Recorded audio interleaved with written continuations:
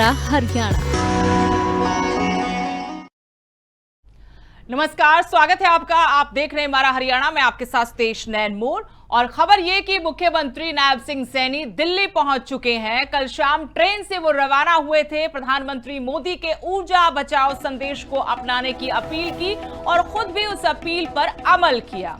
कहा कि हमें ट्रेन बस से सफर करना चाहिए। हरियाणा में जल्द एडवाइजरी भी जारी होगी। सीएम सैनी दौरे के दौरान केंद्रीय मंत्रियों से मुलाकात करेंगे। हरियाणा के मुद्दों को लेकर ये मुलाकात चर्चा हो सकती है।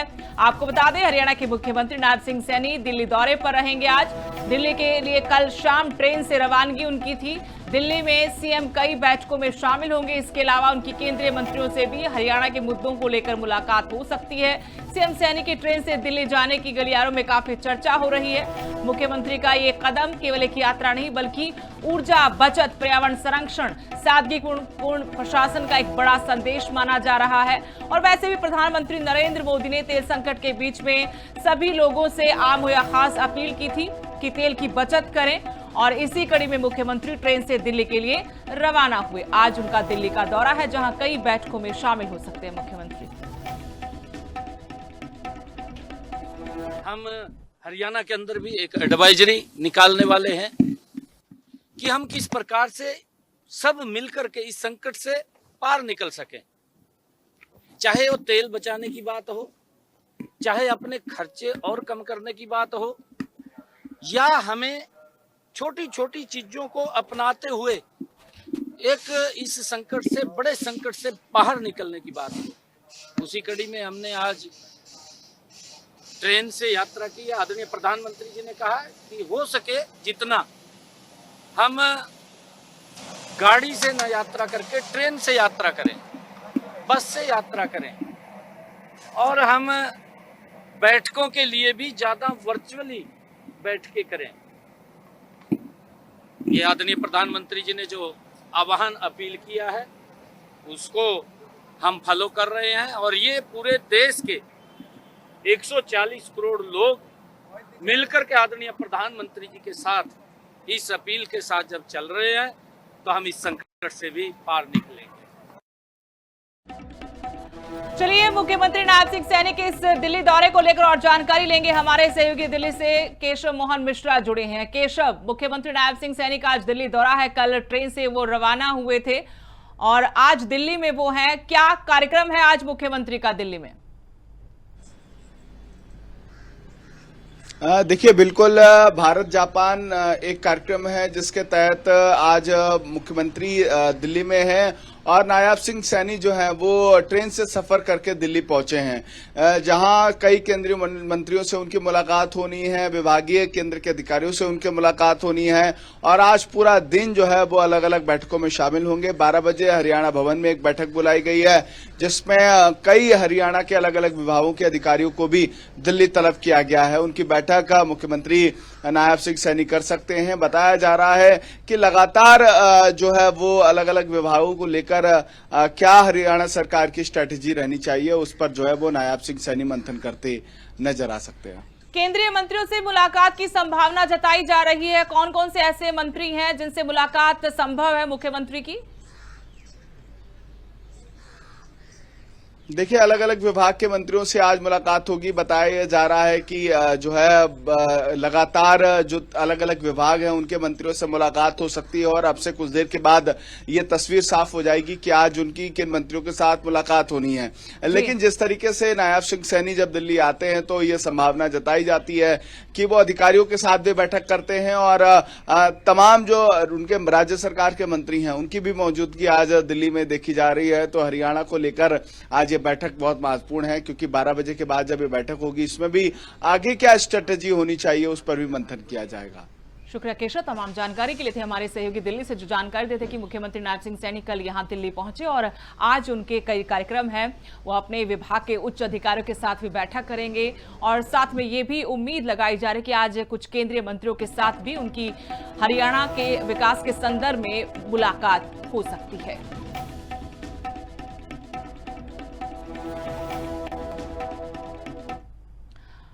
और बात करते हैं मौसम की। हरियाणा में एक बार फिर से मौसम ने करवट ली। जो लू के थपेड़े लोगों को बेहाल कर रहे थे, उससे कम से कम थोड़ी राहत जरूर मिली है। कई जिलों में गर्मी का जो कहर था वो रातों में भी देखने को मिला। 22 मई रात से 5 जिलों में बारिश की संभावना है। 2 दिन बारिश की संभावना जताई जा रही है। और बता दें कि जो पारा है हरियाणा में वो 45 डिग्री के पार चल रहा था। कई शहर ऐसे थे जहां 40 डिग्री के पार तापमान पहुंच गया था। भीषण लू के थपेड़ों से आम लोगों का जीना मुहाल हो गया था। जो आम जिंदगी है वो प्रभावित हो रही थी। लोग घरों से बाहर तक निकलने से बच रहे थे। लेकिन सुबह सवेरे जैसे आसमान में बादल छाए और हवाएं चली, उससे थोड़ी राहत जरूर मिली है। कहीं कहीं हल्की बूंदाबांदी जरूर हुई, लेकिन बहुत ज्यादा नहीं। लेकिन ये जिस तरह से तपती धरती थी उसको थोड़ी राहत जरूर मिली है। हवाएं थोड़ी गर्म से हल्की ठंडी हुई है, तो कुछ राहत की बूंदे आप कह सकते हैं, जिनसे आज थोड़ा सा मौसम बदला है। 5 जिलों में 22 मई की रात से मौसम में अचानक से परिवर्तन देखा गया और अगले 2 दिन तक हल्की बूंदाबांदी वो हो सकती है।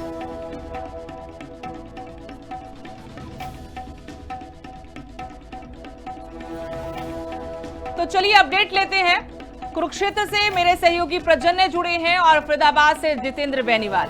प्रजन्य, आपसे मौसम का हाल जानना चाहते हैं। धर्मनगरी कुरुक्षेत्र में मौसम ने करवट ली है या नहीं ली है? कैसा मौसम है वहां पर? जी बिल्कुल, क्षेत्र सहित पूरे हरियाणा में जो है लू का कहर लगातार जारी है। इसके कारण जो है घरों से जो है लोग घरों में रहने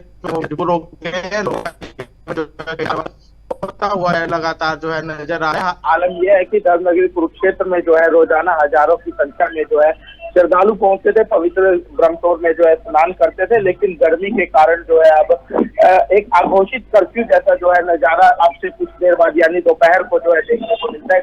लोग जो है अपने घरों में जो है रहने को जो है मजबूर हो गया। वहीं डॉक्टरों की बात की जाए तो डॉक्टरों द्वारा भी लगातार लोगों को चेताया जा रहा है कि अपने घरों में रहे, ज्यादा जरूरी होने पर ही जो है घर से बाहर निकले और बॉडी आपकी जो है डिहाइड्रेट ना, उसके लिए जो है समय से पानी पीते रहे। ORS का घोल जो है वो लगातार पीते रहे। वहीं यदि हरियाणा की बात की जाए तो हरियाणा को जो है अन्न का कटोरा भी कहा जाता है। ऐसे में जो है सीजन धान की खेती का है, जो लगातार जो धान की पौध लगाने के लिए जो है किसान जब खेत में पहुंचते हैं तो कहीं ना कहीं उनको भारी गर्मी के कारण बहुत समस्याएं होती है। और ऐसे में जो है जो जमीन है उसमें भी जो है कहीं ना कहीं पानी घुस जाता है। पानी के कारण भी जो है किसान फिलहाल बेहद जो है चिंताजनक नजर आ रहा है। जी, गर्मी का असर हर तरफ पड़ रहा है। जितेंद्र हमारे साथ जुड़े हैं फरीदाबाद से। फरीदाबाद का क्या मौसम का हाल जितेंद्र?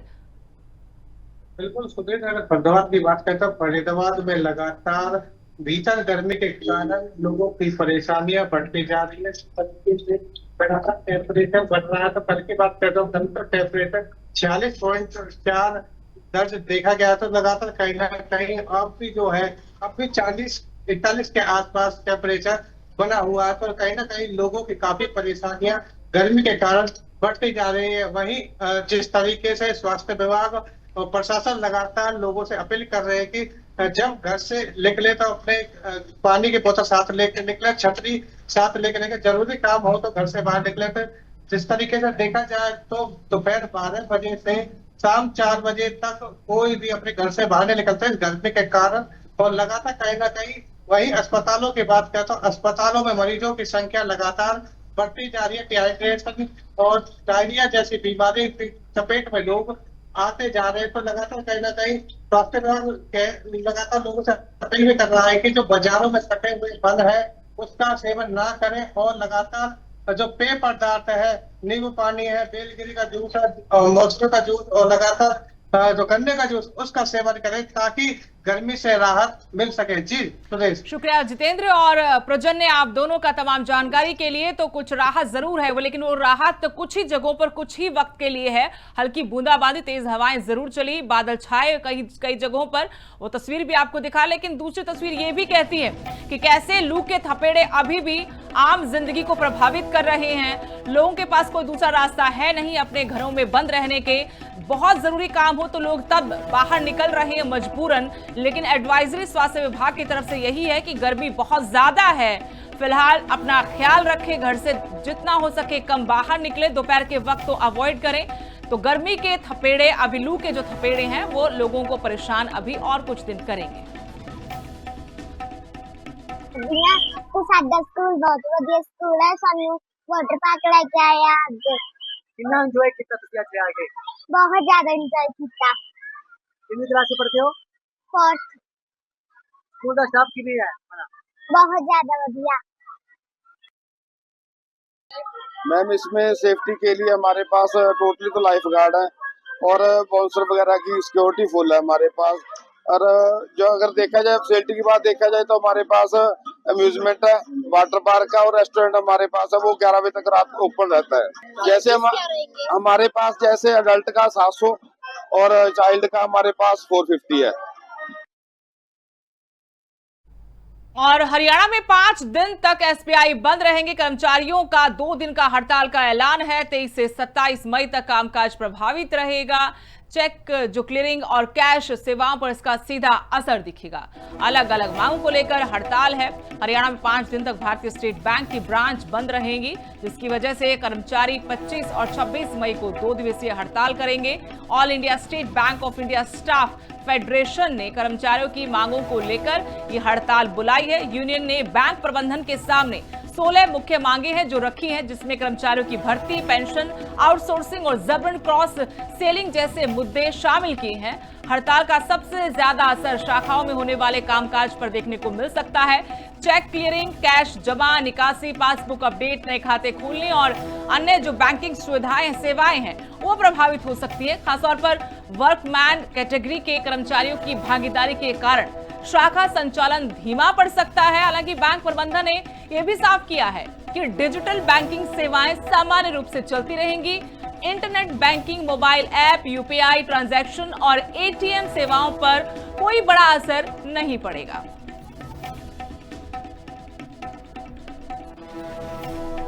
खबर सिरसा से। सिरसा में ब्लूबेरी होटल में देह व्यापार का मामले को लेकर यहां पर राजनीति गर्मा गई है।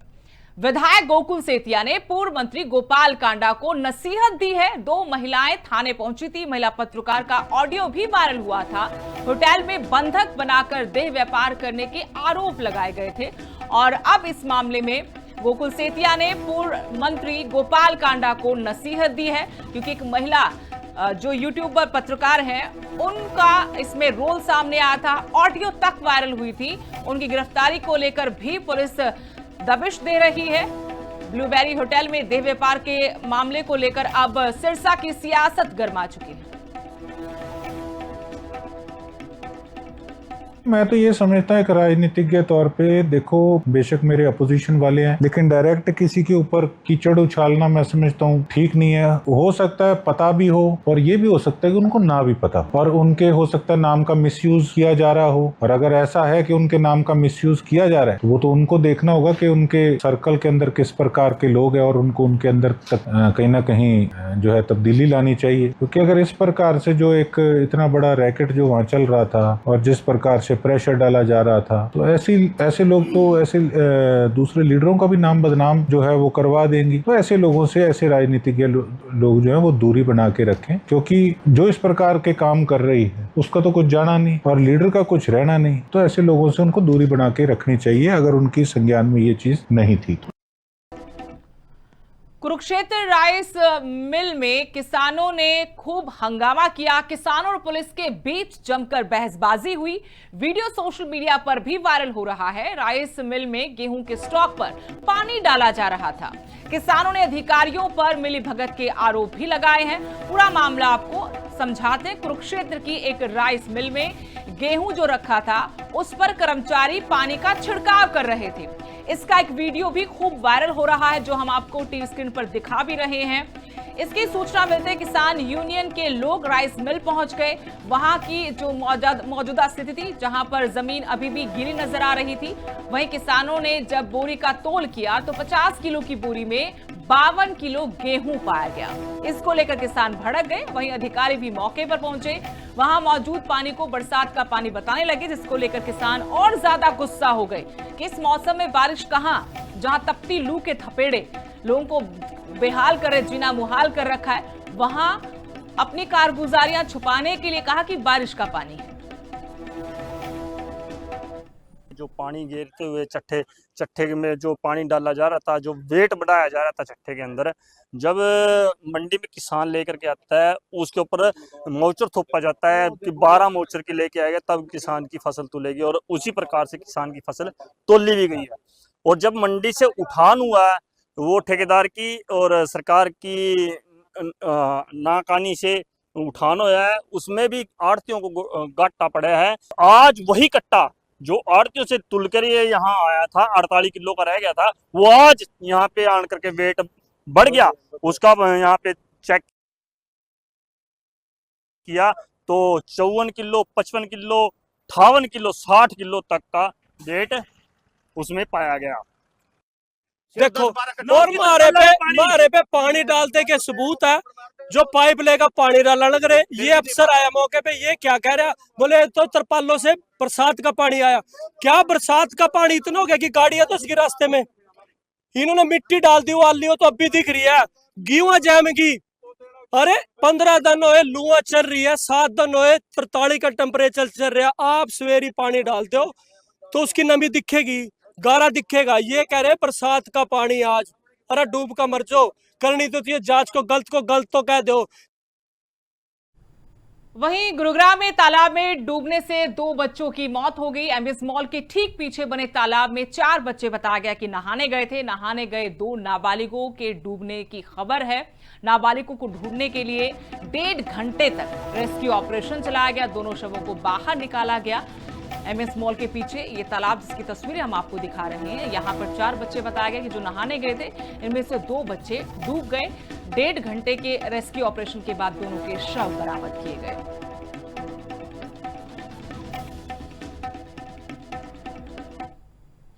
और अभी के लिए इस बुलेटिन में इतना ही। नमस्कार।